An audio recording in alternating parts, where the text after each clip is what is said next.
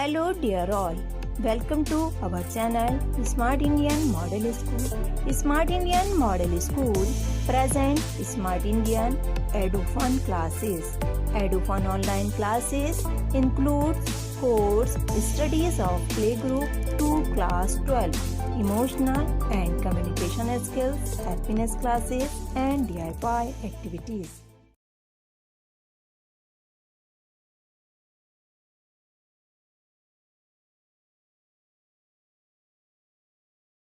Students, in this video we will continue our civics chapter 2, federalism.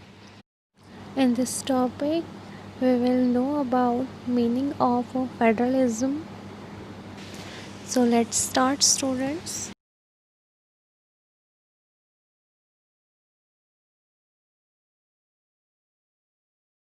Students, look at the first topic. What is federalism? Federalism क्या है? तो student, इस topic में हम federalism का meaning जानेंगे कि फेडरलिज्म हम किसे कहते हैं. Let us get back to contrast between Belgium and Sri Lanka that we saw in the last chapter. आइए स्टूडेंट, एक बार फिर से हम अपने प्रीवियस चैप्टर में चलते हैं जहां हमने बेल्जियम और श्रीलंका के डिफरेंसेस को देखा था. You would recall that one of the key changes made in the constitution of Belgium was to reduce the power of the central government and to give these powers to the regional governments. Regional governments existed in Belgium even earlier.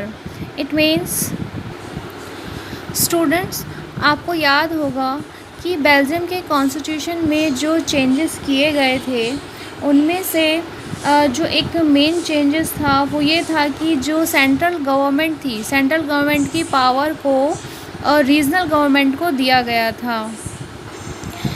Belgium में regional government पहले भी थी but they had their roles and powers, और उनके अपने powers भी थे और उनका अपना रोल भी था, मीन्स भूमिका भी थी. But all these powers were given to these governments and could be withdrawn by the central government. It means,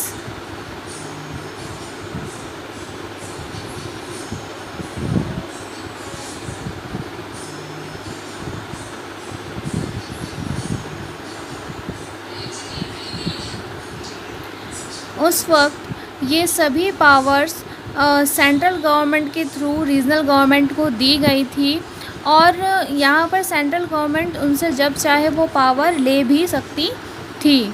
the change that took place in 1993 was that the regional government were given constitutional power that were no longer dependent on the central government. But 1993 में एक changes ये आया कि जो power regional government को दी गई थी उनको constitutional power, it means constitution के अंतर्गत उनको ये पावर दी गई, जिससे कि जो उनकी सेंट्रल पावर सेंट्रल गवर्नमेंट पर जो डिपेंडेंट थी वो ख़त्म हो गई. Thus Belgium shifted from a unitary to a federal form of government. इस तरह से बेल्जियम ने यूनिटरी फॉर्म ऑफ गवर्नमेंट की जगह फेडरल फॉर्म ऑफ गवर्नमेंट को अपना लिया. यूनिटरी का मीनिंग है यहाँ पर स्टूडेंट्स एकात्मक शासन, यानी कि जहाँ एक ही के पास पावर होती है. जैसे सेंट्रल को मेन पावर्स थी और वो स्टेट को पावर देते थे बट जब चाहे वो उसको ले भी सकते थे.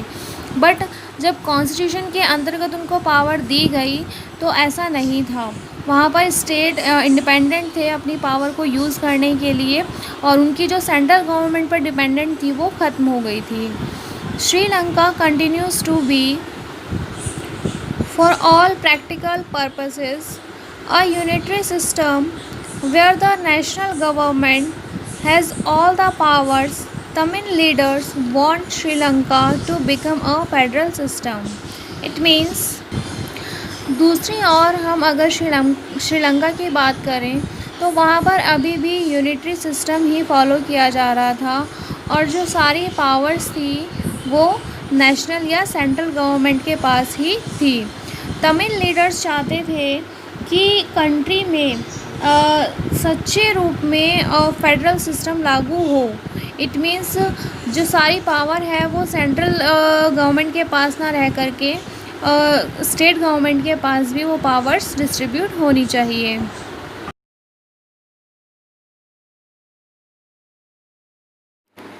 Students, look at the next paragraph.